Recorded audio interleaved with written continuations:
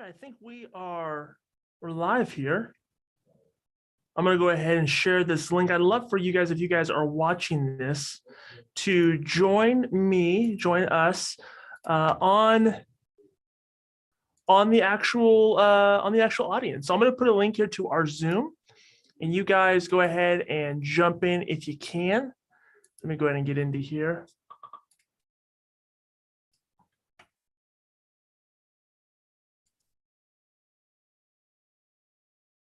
All right, I think we have one watching here. So I'm going to put this in the comments.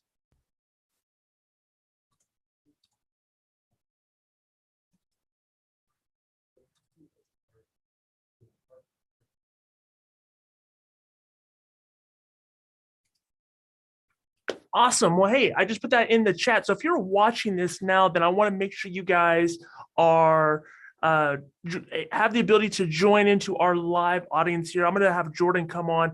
Jordan Hatches on our team is our CTO, and he's going to jump on here. We're going to be talking about tonight email deliverability. Before we get into that, I want to kind of just go over some rules of the road here, so everyone is kind of familiar with this. We do this every single Wednesday night. Agency Success Live is a live stream show that we do every single night, where we are tackling objects or topics, and we are giving our points of view, and we're kind of breaking things down from a very tactical level, or kind of from a big picture perspective. And tonight is a big topic, something that we're seeing, and we kind of come up with these topics in a number of different ways. We come up with them by what we're seeing people talk about, either on LinkedIn or on Facebook groups, or just what we're seeing internally from our customers and users, or just insurance agents that we're connected to. Things that we pick up at conferences, we're kind of giving our unique perspective on all of that. And we are letting folks in here. We are tackling them and kind of breaking things down in a more granular level. We like to have a live audience because we like to have some aspect of Q&A. We want people to bring questions or bring the challenges that they're facing, and we kind of make it an Ask Me Anything, an AMA, and we go from there. So if you guys are joining us here on the Zoom, go ahead and share your screen so it's not my ugly face, but we can see your guys' face as well. But tonight we're talking about what's going on, Michael. We are talking, Ryan. Welcome. We are talking about email deliverability. And one of the things that we're noticing, that we're finding, and it's not just on our side, we're seeing this all over the place. And we're not just seeing it in insurance, we're seeing it in a lot of different verticals as well. Sending and delivering emails is getting tougher and tougher and tougher. Making sure that you send out an email and it actually gets delivered, especially if you're using anything like a CRM or any sort of marketing automation, it is it's not as easy as it used to be. It's getting a little bit more challenging. And so there are some things that the platforms allow us to do. When I say platforms, I'm talking about Google and Outlook. These platforms allow us to do to make sure that our emails are getting delivered and that they are actually showing up on time. We saw, and we've seen this even with our users now, and this is kind of where we wanted to dive into it. We see users on Better Agency where the email deliverability for one person might be 80, 90% or more. And then another person sending out the same emails has an 8% deliverability rate. Same emails, a lot of times the same email server. It could be Google or Outlook, but they are not having the emails delivered. And so there are some settings that we want to kind of walk people through and go from there. But I'm gonna, as we wait for Jordan to hop on here, we'll talk about that stuff. And also before that, I'll just kind of give you guys the lay of the land. In the next couple of weeks, I'm going to be making the announcement for our conference next year for Agency Success. It's going to be the conference that we're doing. It's an industry-wide conference. We have signed our headline speakers. We've signed the venue. Now I just have to put the assets together to make sure that we have a place for people to go to see everything. So really excited about that. With that being said, I'm going to go ahead and ping Jordan here and see where he is. On Coast, Nick? Kind of stalling. He's on another call that he had to take. So apologize for the delay. Let's see here. Michael, what's going on, man? How you been? Talk to us about the new agency. New agency. Well, if anybody asks me now, hey, should I merge my agency with two other agencies? My answer is probably going to be no, or at least tread lightly. But no, it's actually going good. There's a lot of even though we all use the same AMS, same CRM, a lot of the same processes, it is not easy pulling that all together in terms of staff and clients and things to that nature. Yeah, what have been some of the biggest challenges that you've been encountering? So staffing issues, honestly, it's hard for some staff to come in and they're used to reporting to one boss, one manager, and now suddenly they Now have you got two others. yes, and different personalities.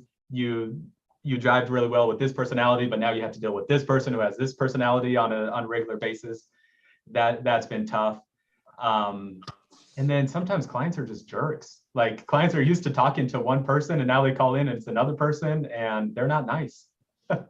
Yeah, that's I don't miss those days. That's for sure. Dealing with customers and especially in the personal lines realm. Are you guys? What have been some of the victories though that you guys have been able to see? So it's been victory through defeat, I guess. We have seen the deficiencies that we have in our agency and our process. When you guys spent about a good year, it felt like a year trying to lead up to this too. Like it wasn't just something you did haphazardly. Right.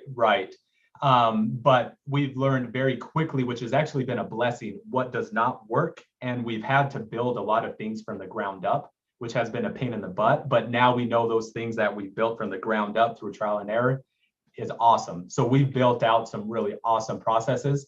It's taken time to do that, a lot of trial and error, but now we have these awesome processes because we've gone through the hard times. Do you, is there anything that you wish that you would have done differently as you like what's a specific example that you said, man, I wish we would, if we can go back 3 or 4 months that we would do this differently? Yeah. So we had written down how we wanted our processes to be, but we did not go into it day one. This is the process. This is what we're following.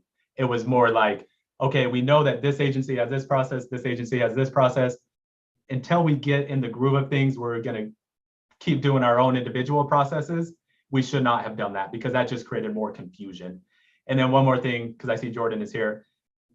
We're learning it's very important. We have to be very clear on individual roles. We brought in people with different roles and tried to mesh them together and say, okay, yeah, you can do this, you can do this. And yeah, if you need to do that, you can do that. And that hasn't worked. That's just created more confusion. We have to be very definitive with everybody. This is what's expected of you. Make sure you're doing this. We didn't do that in the beginning and we're learning that was a mistake. Yeah. Well, I think you guys will get it. I see what you guys are doing online. I know that the three of you guys are all smart people, so you'll figure it out. We're getting there. We're making progress. So we are joined now live by Better Agency CTO Jordan Hatch. Jordan, I've actually went through a little bit of the primer, talked about what some of the problems have been. People not getting emails delivered, and kind of what we've seen even as use cases. People can be sending out emails from the same emails, but one person might have an 8% deliverability rate while another person has over a 90% deliverability rate, and some of the things that agents can do. So I've already kind of set the stage a little bit. Why don't you go ahead and take us into the intro a little bit? Cool. All right. Can you guys hear me okay? Perfect. Awesome. Cool. Well, first, I apologize for being late. Interestingly enough, I'm dealing with some insurance bull crap. So trying to get some stuff figured out with our health insurance plan for my wife. Not property and casualty insurance. Not PNC, it's health insurance. So, middle finger to Blue Cross Blue Shield of Arizona right now. That's we'll just leave it at that. So, hey everybody, I'm really excited to share some of this stuff with you guys. This is a topic that is near and dear to my heart. I actually got fired from Infusionsoft because of email deliverability, and that's a whole nother story. So ever since then, I've kind of been a nerd about this stuff. And but there's a couple of things that I've seen. Like I've been doing a deep dive into the stuff that we've been doing it at Better Agency here, and some things that we need to make some changes on our side, and we're working on a couple of those things that will help with email deliverability. But the reality is that a lot of it is actually on the senders now. It used to not be that way. And so, what I want to do today is just talk about a couple of key things that I've seen, some best practices and some structural things that you need to make sure that you have set up. And then also just talk about some other, just answer any questions and things like that. Yeah, So while you're doing that, I'll go ahead and reiterate. If you guys who are on this, whether you're watching this on YouTube or you're here and we can bring you on camera and have a discussion, possibly even share screens, this is a perfect opportunity for you guys to ask questions, specifics, things that maybe you're encountering. Or as Jordan kind of breaks this down, you might be able to say, hey, where do I find that? Or how do I do that specifically? Perfect example here. So go ahead, whether you're on YouTube in the chat or you're here, put it in the chat here and we'll bring you guys on, or we'll address your questions there as well. Yeah, and feel free to interrupt too. Like, you're not going to throw me off my game. I love doing this kind of stuff, and so I'm totally happy to have a conversation if you're here on the call, or if you want to just throw something into chat because you don't want to be on camera. You know, Nick will be monitoring that, and he'll interrupt me. And we all know Nick. He doesn't have a problem doing. I interrupt him all the time. That's how I make my living. So cool. So the first thing that I want to talk about is a few years ago, Gmail and Yahoo and, you know, pretty much everybody else, all of the email recipients, they made a change that I don't want to say it screwed people over, but it actually, I think it forced people to step up their game a little bit when it comes to their businesses. So the first thing, if you want to even have a remote chance of getting your emails delivered, and you're sending with something other than Gmail or Yahoo or whoever, is number one, don't ever try and send from a free email address. And what I mean by that is, if your email address is overstreetinsurance@gmail.com or Clegg Insurance Company at yahoo.com, that is like the do not pass go, do not collect $200. You will never get your emails delivered, full stop. And that's because of the change that Gmail and Yahoo and those guys, they all made. And, you know, we can get into the nerdy technical stuff. It's called Dmarc. But basically what they told the world is, if someone is sending an email from our domain that we control, like Gmail, Yahoo, MSN, Hotmail, blah, blah, blah, you know, all the freebies.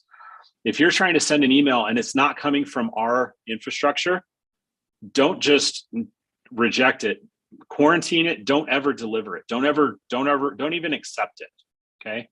And before I talk more details about that, I want to make sure that I'm clear that if you're using Gmail, like Google Apps, but you're sending from, you know, Jordan at betteragency.io or, whatever tied to your domain, tied to your domain, that's a totally different story. What I'm talking about is the amateur hour agencies. And I'm sorry if I'm being offensive, but it looks super amateur. It's amateur hour to be sending from overstreet@gmail.com. Don't do that. I'll keep it PG, but don't effing do that. It's bad. But because all of the email the receiving email servers are just going to say, you didn't send that through Gmail. I'm not going to show that to people. Like, why should I do that? They've told us not to do that, so we're not going to do it. So that's the first thing. If you don't have your own domain, or you don't have your own email set up, that's the first thing that you need to do. Go fix that problem. What's a good, if they don't have that, let's assume they don't have that, where should, is that like a GoDaddy thing? Is that well, I mean, they probably have a website. They probably have a domain name, right? So go sign up with Google Apps. It's like $8 a user per month, and you go set up your emails that way. Outlook works great too. I'm not a fan of it, but it works great, right? But use something to have your email tied to your domain, right? It gives you more control. It lets you do other things that you can't normally do. And those are the things we'll talk about next. And it's branding. There's all kinds of reasons why you should be doing that. And if you're not, you're missing out big time. So before I move on from that, what questions do you guys have about that? I feel like hopefully I'm being very direct and very clear, but if you have questions, I'm happy to answer those. I haven't seen any of those types of questions come in the chat. I have other questions that we can kind of address that we'll kind of ask here in just a moment as we kind of get through some of this itinerary. All right, cool. So yeah, if you have any questions, again, just chat, whatever. Okay.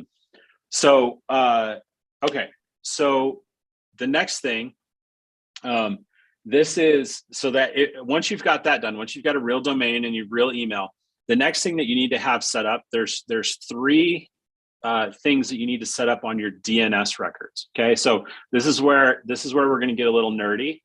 Okay, and we're going to use a lot of acronyms, but just bear with me on it. The first thing the first thing that you need to know is what a DNS server is. DNS server is basically, it's a server out there that your domain points to that says, for whatever type of traffic that you're looking for, this is where the request needs to get routed to. It's kind of like a traffic cop. If you think about that, they're like saying, for our email servers, go here. For our domain, or, for our website, you go here. For this, go there, right? So everything happens on your DNS server. Sometimes that DNS server is where you registered your domain. Sometimes it's somewhere like Cloudflare or some other DNS provider. But regardless of where your DNS is hosted, these are some of the changes that you need to set up. So the first thing that you need to get set up is what's called an SPF record. Okay, so an SPF record basically tells all of the email servers on the internet, these are the systems that are allowed to send emails from my domain on my behalf. Okay, so the SPF record is what's called a text record or a TXT record that you add to your domain, that when you send an email from from whatever servers, Better Agency, Keep, Agency Zoom, whatever, when that email gets received, the receiving server goes and looks up your SPF record on the domain, and it looks to see if it passes. And if you've said, hey, this service is allowed to send emails from my domain. There's actually a really cool tool that you can use if you don't know if you have it set up. It's on mxtoolbox.com. Nick, am I cool to share my screen? Yeah. Share your screen. So I think giving people a visual here might really help. Yeah. So like if I said, jordanhatch.com, right? I come to mxtoolbox.com and they have their super tool, and I'm just going to do a SPF record lookup right here. And this is what an SPF record looks like. Okay. Basically what it says is, hey, I'm an SPF record. Anything that's using my MX records, which is where my mail is hosted, that's okay. Google is okay to send. Infusionsoft is able to send. SendGrid is able to send. And then all means that just, you put that at the end and it says, if it doesn't work out, then, be lenient with it, right? But the first thing that you always need to get set up is an SPF record. Now, if you're a Better Agency user, you can get what the part that you need added. I'm actually working on a whole write-up, and this will go public here in a little bit. But the thing that you need to add if you're using Better Agency is this include, blah, blah, blah, wl173.sendgrid.net. If you chat into support, they'll give this to you. And if you already have an SPF record, then what you need to do is just include this piece in your SPF record. If you don't have an SPF record and you use Google, Google Apps or Gmail, or you use Outlook, we'll have an example of what your SPF record should look like. So I want to take one step back if I could, because I feel like there could be people watching this either live or on the replay, and they're going, bro, you've already lost me. Yeah, it's really technical, and I get that and I understand that. But here's the thing: if what I'm saying doesn't make sense to you, and you're like, bro, like that's way beyond me, whoever set up your website or your domain can do this for you. You just need to tell them what to do. So if someone's like with Advisory Evolved, as an example, they have their website with Advisory Evolved or another website company, then they can just say, hey, I need to add this SPF record to my stuff. And that should be able to happen. Yeah. Correct? Yeah, totally. And like I said, in this knowledge-based article that I'm writing for Better Agency customers, it will have the exact specific things you need to do. If you're using something like GoDaddy or Cloudflare or Google Apps, their DNS servers, our support team actually can go and do this for you. Like I've trained them how to go and make these changes. That was going to be my next question. And so, yeah, that was my next question is people are going to say, well, where do I need to do it? And where can I just have somebody else do it for me? Yeah. Can I ask a question? Yeah. So I put this SPF record in, and what it did, and if this is too technical and you want to talk about it later, that's fine. It shut down our fax. We have like an eFax. Our eFax stopped working as soon as I put this SPF record in there. Did I do something wrong? You did something wrong when you started faxing. Yeah, I mean, like, what the hell, bro?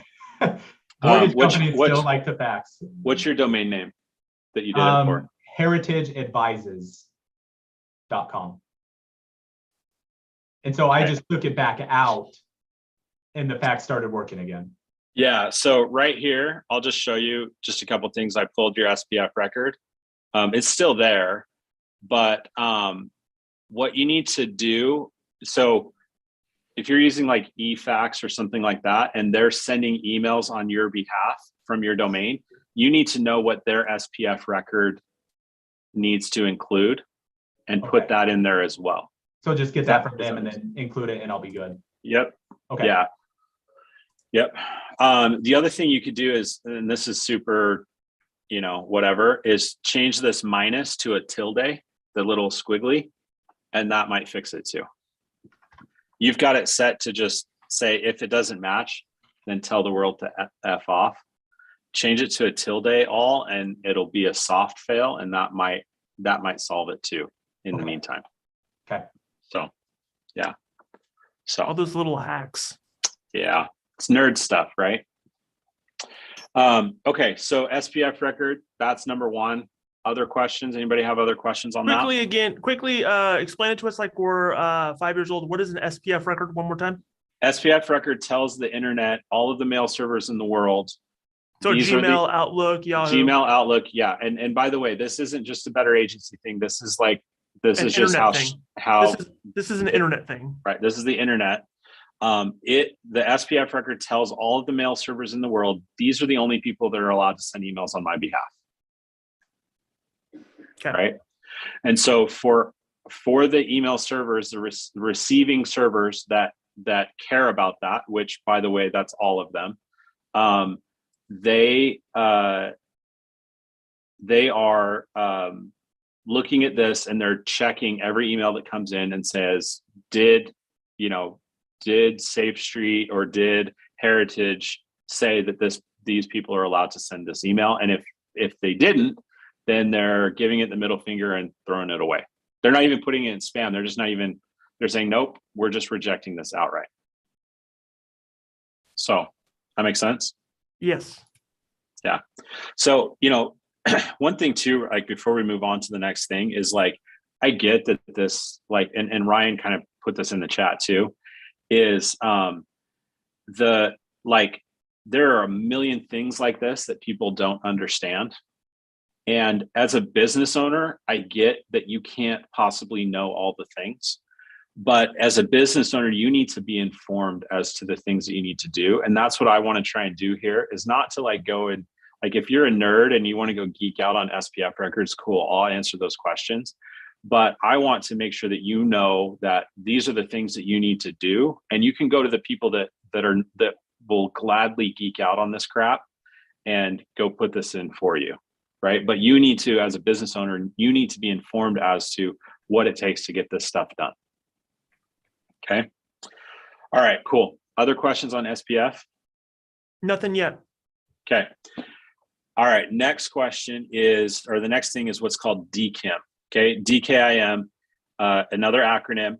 But basically what Dkim is when an email gets sent, the receiving server goes and there's a little, when an email is signed with Dkim, what that means is that the server that sent it has verified that it has permission to send from your domain. It puts a little encrypted thing in the header of your email, and the receiving server looks at that, goes back and looks it up on your domain and says, okay, I verified that this isn't a faked email from somebody else's server. Does that make sense? So basically, it goes back. It's just basically a way to validate that this is a real email. Correct. It's a real email that was really sent from the person that said, or Not from like the an service automated that said it was. email. No, it has nothing to do with that.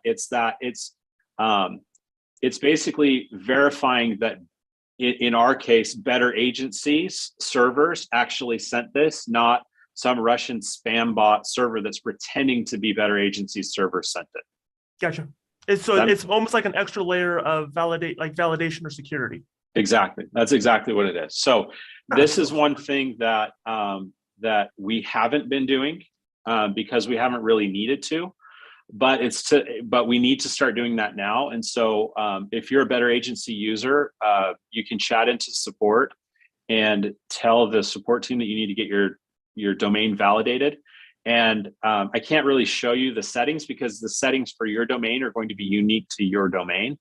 But we will email you, or whoever you want, whoever you designate, we will email you the settings that you need to have set up in your DNS. And you go get that done. You let us know. We press a button on our side and it verifies that you did the settings correctly. And once the settings are correct, it will now add that Dkim signature to every email that goes out from Better Agency. So is this another thing that even if they're not like a BA user, if they just go to whoever hosts their website, they can say, hey, set up my Dkim settings.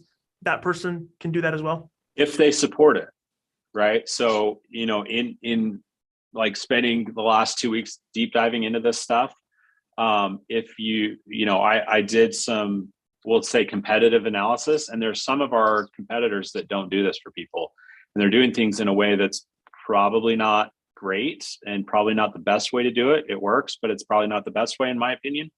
But being able to having your Dkim signed gives you the control of getting your emails delivered, and it's all based on you and it's based on your reputation.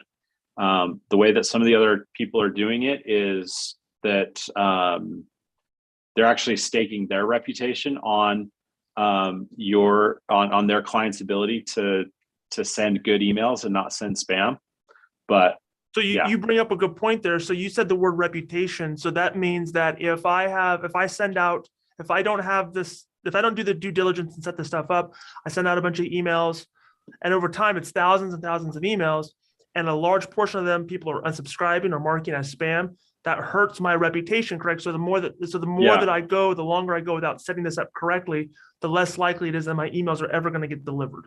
Yeah, and once we talk about some of this like nerdy foundational stuff, the biggest thing that keeps emails from getting delivered, once you've got this stuff taken care of, the biggest thing that keeps your emails from getting delivered is your reputation as a sender.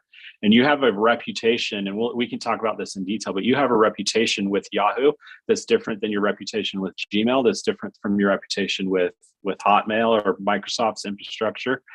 And so you have to like guard that, like you would anything else in your business. You have to guard that reputation. If you're not setting this stuff up, you're at the mercy of the internet. And you guys know what that means, right? You're at the mercy of the internet and hoping that nobody comes in and messes with your domain and messes with your reputation. This is foundational stuff because it's a protection for you, and it also legitimizes your business and says, hey, I'm doing things the right way. I'm following the rules. I'm not like everybody else that looks like a spammer, because this is the stuff that spammers don't do, because it will screw them if they do this. Yeah, that's a good point. And so that kind of ties, there's a question that's come in that I think sort of ties to this. And I want to make sure that we address it a little bit. While you're watching too, if you're watching this on YouTube, do us a huge favor. Make sure you're subscribed to the channel. Smash that like button. All the stuff that the YouTubers say. Hit the like button. It really helps us out. But we have a question that came in. I think it sort of relates to this because it talks about reputation and things that might get flagged as spam. And I want to get your take on it. It is adding Vmail. Actually, it's kind of coming twice here. I think this is Michael. Did you ask about adding Vidyard emails? Yes, that's me. Go ahead and bring that up, because I think that is sort of relative to this. Yeah, so in our agency, we're all about video, we're all about educational content. So almost every single email that goes out includes a Vidyard video in it. So I just want to make sure we're utilizing best practices to make sure The we're link, not right? putting our deliverables. It's a link to a video hosted on Vidyard. Correct. Yeah. Yeah. So, I mean, number one, it depends on how you're sending it, right? But you know, a lot of times people will ask the question. I've heard the question like a million times. Well, I want the video to play inside of the email, and You and me both, buddy. Yeah, it's there are very, very small use cases where that will actually work. Specifically, if you send to Gmail and it's a YouTube video, and you put the link in the video, or the link to a YouTube video, it will show like a preview down at the bottom in Gmail if they're not on their phone and they're on the Gmail browser, and it might show up, but it's not reliable enough to do. So you never will ever get a video. I shouldn't say that, but right now there's not a way to get a video to play in a nicely well-designed email. The only thing you can do is have, you know, either a link out to the video, or some people will do, you know, like your thumbnail with a play button, and they press and it's actually a button that they're pressing, or a link that they're clicking that takes them out to go do that. But there's even a lot of there's also a lot of risk with putting images in the emails as well, correct? Yeah, and so that's what I was going to get to is that it depends on how you're sending it. It depends on the size of the video, or the size of the image, and things like that. You got to think about it this way, and it kind of applies to, like, if you're wanting to send PDFs as attachments as well. Even though you're embedding a picture in an email, it's sending it as an attachment, and the way that the email gets created, the HTML, it references the attachment. So it's coming as an attachment. So if you're sending an email and you're sending a screenshot that's like a 2 meg screenshot that you didn't actually like resize the file size, you just had this big video and then you cropped it down. You didn't actually resize the actual like file size. And you go and send that out a bunch of times, Gmail's going to look at this and say, why the hell are you sending me these 5 meg emails and you're sending it to 2,000 people, right? And they're going to flag that as spam, and it's going to most likely go to the spam folder. And the more that you do that, and the reason why this ties in is because the more that happens, the more that it harms your reputation. Correct. The other thing that I've seen, and there's a couple of examples that I can show if we have time, is that the major email providers, Yahoo, Gmail, Microsoft, they look at every link that's in your email.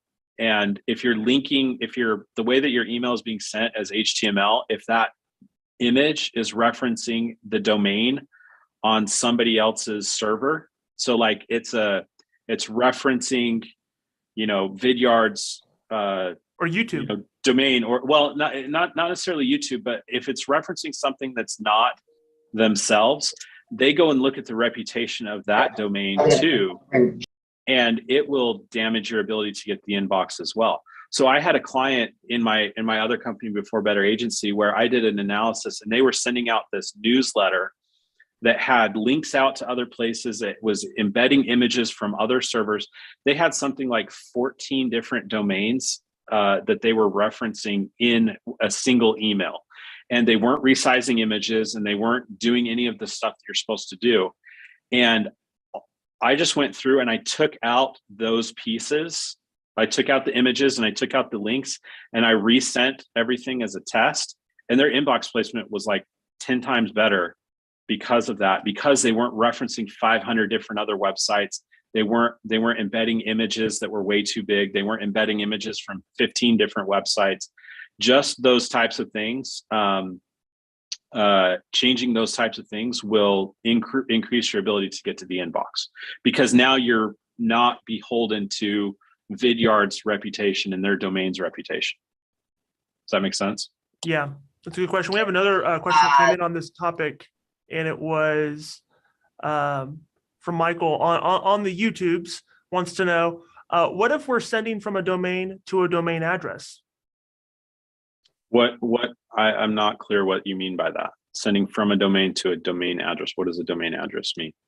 Michael, if you have the ability to ask that question again, or if you have the ability to jump on the Zoom link that's pinned, that's at the top of this chat, I would love to address that question for you. But he's asking, what if we're sending from a domain to a domain address? I'm guessing if it's all within the same domain. I mean, if it's all within the same domain, it's still depend. It doesn't matter. It doesn't matter as much. But so let's use an example of I'm sending from Jordan at Better Agency to Nick at Better Agency. It doesn't matter if I'm doing it from Gmail, right? Because I'm doing it like I'm logging into because we use Google Apps, right? I log into Gmail, I send Nick an email. It doesn't go through all this crap because it's, inside of Gmail's infrastructure and they know. But if I'm in HubSpot or I'm in Better Agency and I send an email to Nick at Better Agency and it's coming from Jordan at Better Agency, but it's coming through Better Agency or it's coming through, HubSpot or it's coming through Keep or Active Campaign or Agency Zoom or whatever, that's going outside of the network to come back inside the network. And so that's where it does matter. It does matter that you're having to, have the SPF record and the Dkim and the Dmarc and all that other stuff set up. Gotcha. So that's all the questions we have on that. There was a third portion. Yeah. So the last thing that the third foundational piece is what's called Dmarc. And so Dmarc is again another acronym. Google, Yahoo, everybody, the big guys, they care about this. And basically what it is it's a record that you put in your DNS that tells the world what to do is if SPF and Dkim don't pass, if they're not aligned. So it's almost like a fail safe? Or like if this, then that? It says if SPF doesn't pass and if Dmarc doesn't pass, and they both have to pass. What do we do now?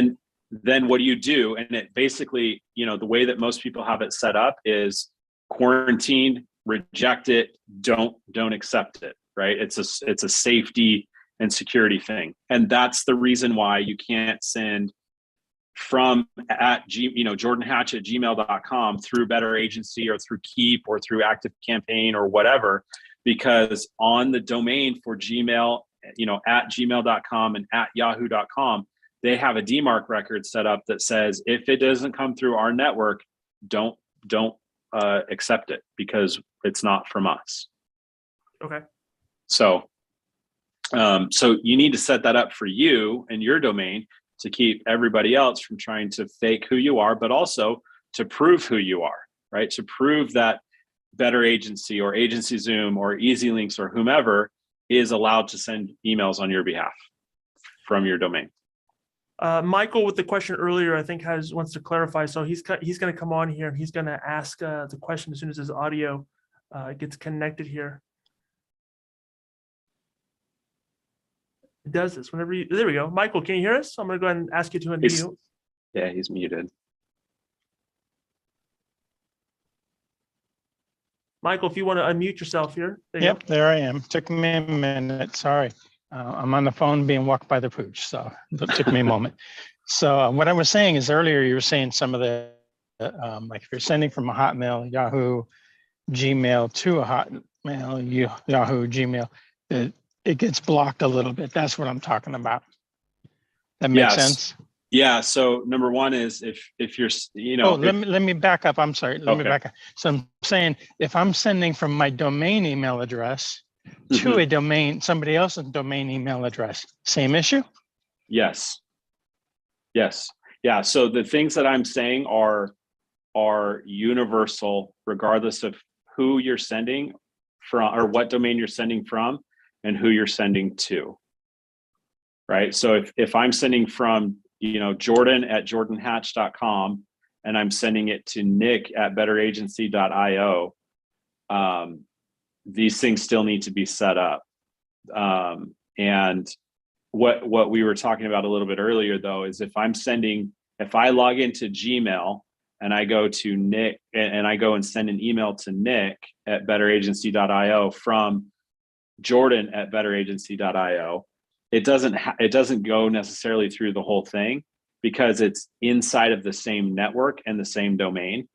But anytime that you go out of the control of the network of the email service that you're using, this is where that stuff all matters.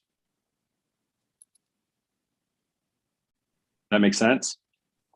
Makes sense. Thank you. It Awesome. sure does. Awesome. Okay, so the only other thing, and I know we're kind of coming up on time. We're probably a little bit over time. Once you have this stuff set up, we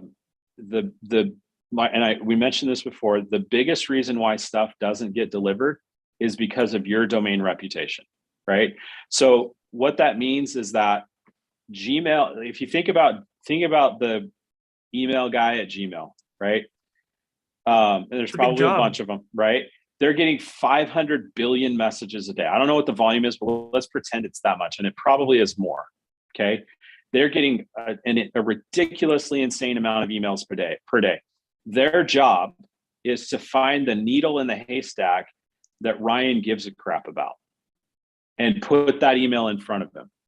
So the first thing that they're going to do is go look at this stuff and say, does this stuff pass? Because if this stuff doesn't pass, I don't even care. I'm not even going to look at it. It's a waste of time, right? It's a waste of time. I'm not even going to look at it. Okay.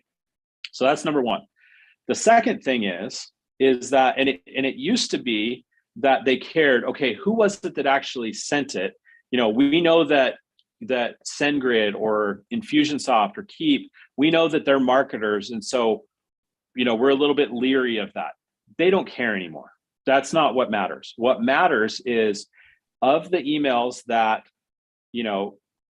Safe Street or that Heritage sends to our Gmail customers across the board, when, heritageadvises.com sends us emails, are people engaging with the emails? Are they opening them?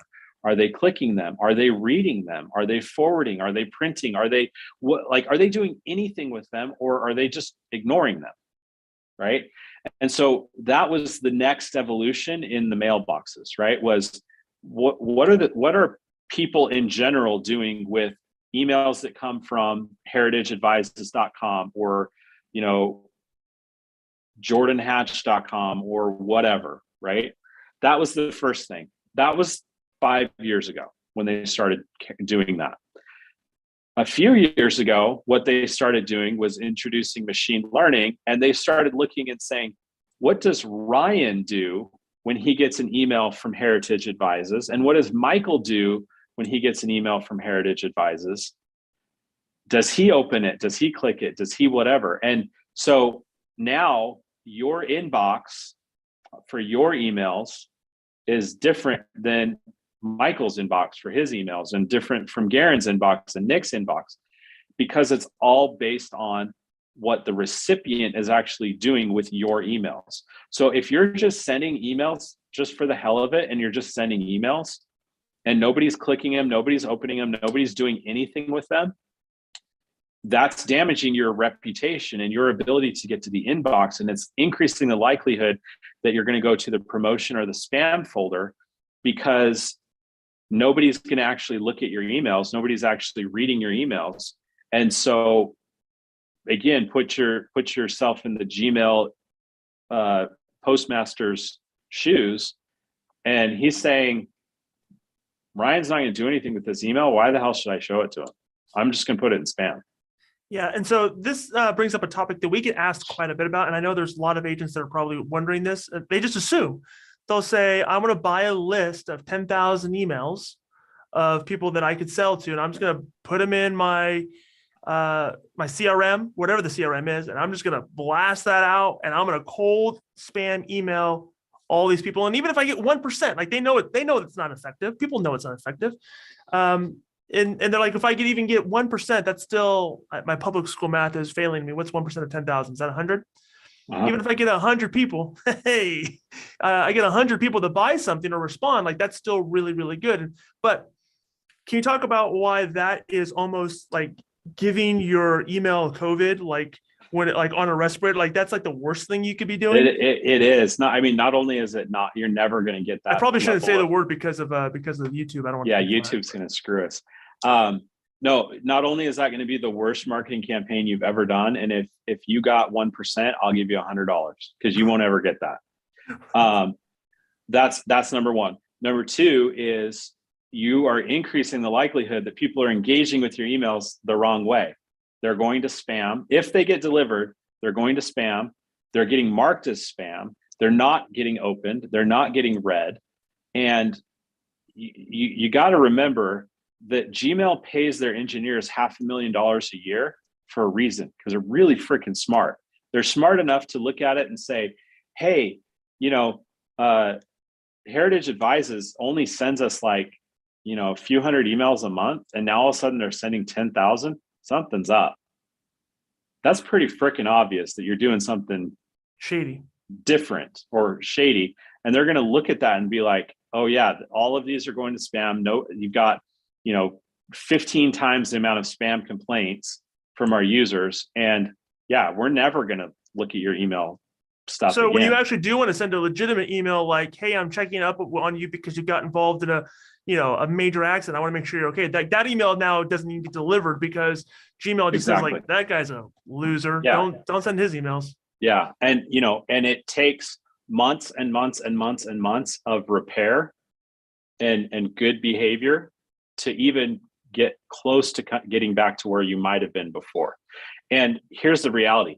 Most insurance agencies are not sending a very high volume of emails to where Gmail or Hotmail or whoever gives a crap.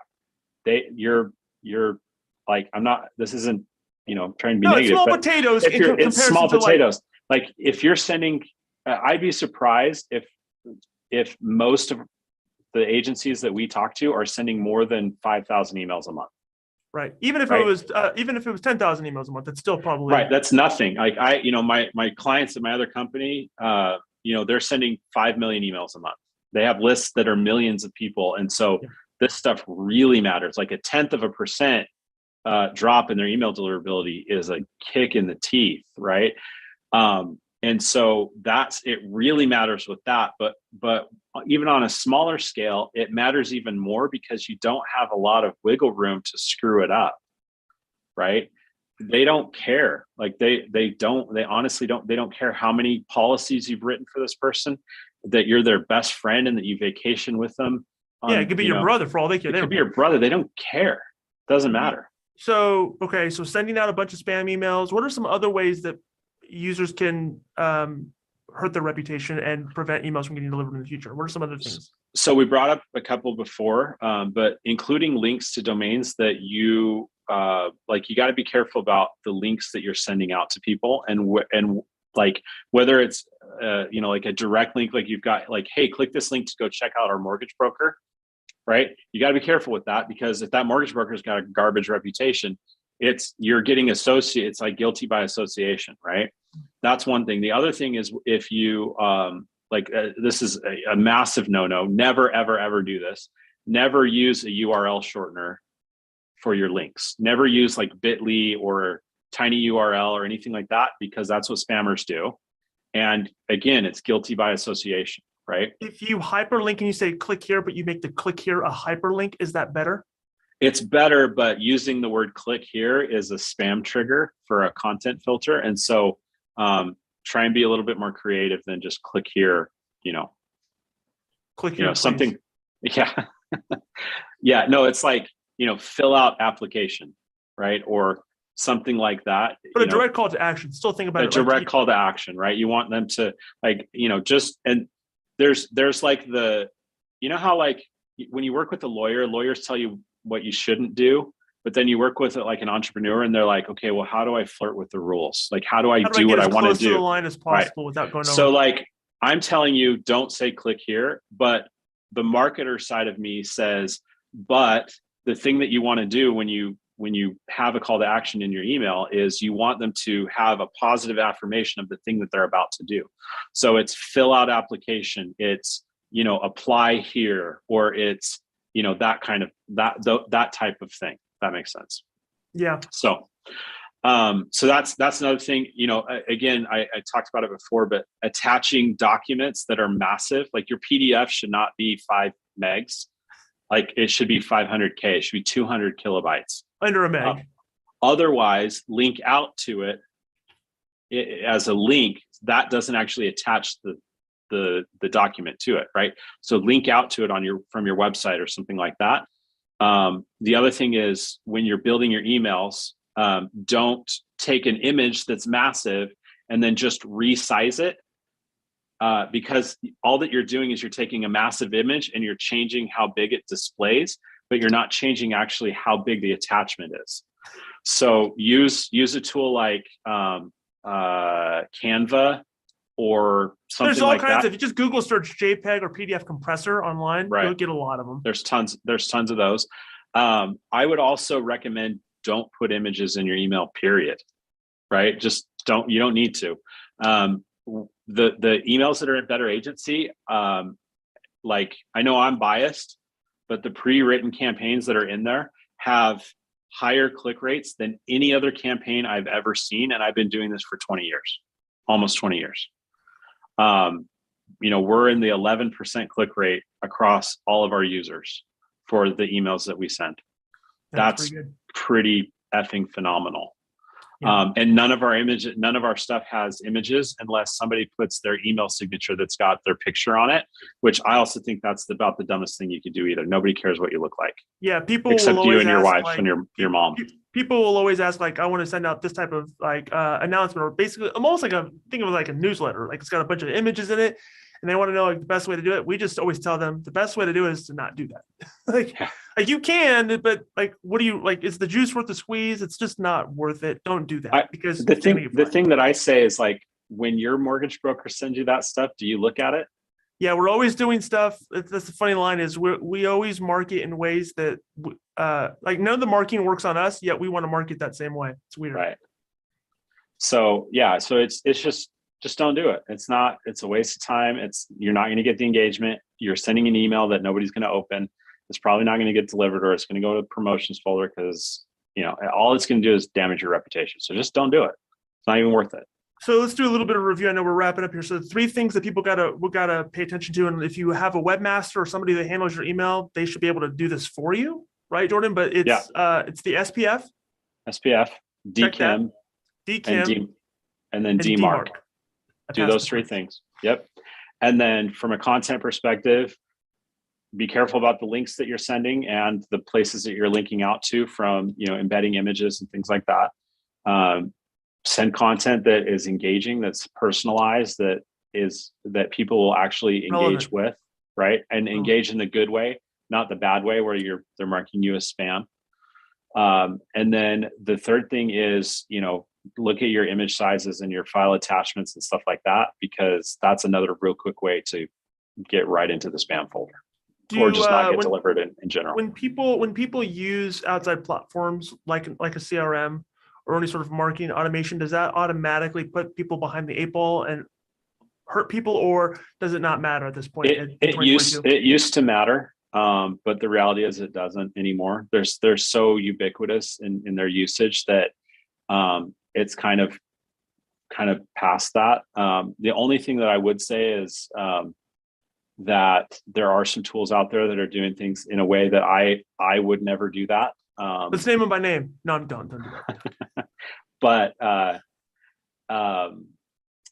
they are, if you're on their lower tier plan, you are at a massive risk of not getting your emails delivered, because the way that they're sending it is they're sending everything from the same email address for everyone. And so all it's going to take is for someone to come in and start sending out a bunch of spam, and that damages the reputation of that email address and that domain specifically. And then your ability to get to the inbox is massively damaged. And that'll doom your agency for sure. Yeah. I mean, you said it, not me, but the thing there, and this is probably just, maybe like a good lesson in general, is that when it comes to your business, you need to have as much control over everything as possible, right? Like you think about, and not to get political, but like there's a lot of people on YouTube that have built their careers on YouTube or on Twitter or on whatever. And all it takes is for one person to decide to do something and they're cut off because they don't have control over their platform. And it's the same thing here, right? If you don't have control over your domain and your ability to get to the inbox, all it takes is for one thing to happen and you're screwed because you didn't do the work to get control of your company and to have control over the destiny of your ability to get the inbox.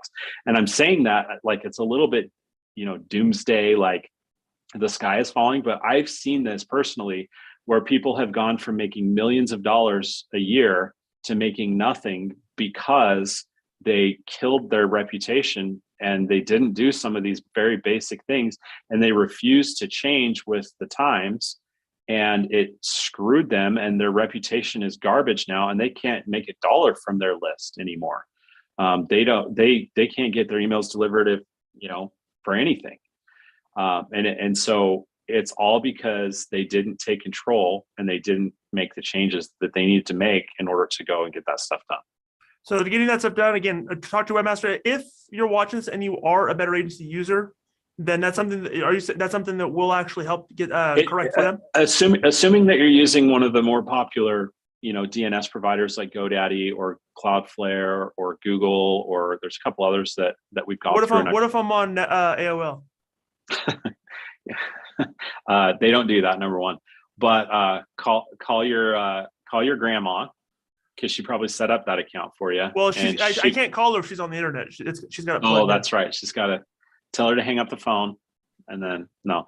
But yeah, no. If you're not using one of those, then I would just give it to your whoever your tech guy, your webmaster, whatever is. But if you're not sure who your DNS provider is, you can actually use that MX toolbox. When you do that SPF search, it shows you who your DNS provider is, and you can reach out to them and they would be able to help you as well. So if someone's a GoDaddy user and a BA user, then we can actually set that up for them? Yeah, or Cloudflare too, if you're using Cloudflare. Cool. I'm addressing something that came in the comments here. Yeah. I personally, I only use Cloudflare. If you're using GoDaddy's DNS, that's fine. It works. It's not the best. It's slow. It slows down your website load times as well. So that's why I switched to Cloudflare, and Cloudflare works a lot better. So okay. But short answer, GoDaddy and a BA user, we can get that. Yep. Yeah, just chat into support tomorrow when they're open. I think they're closed now, but chat into support and they can give you the settings, and they might need to jump on a Zoom with you while they log in or while you log into your GoDaddy account, and they can help you make those changes. Yeah, probably just to figure out where to click and stuff. So yep.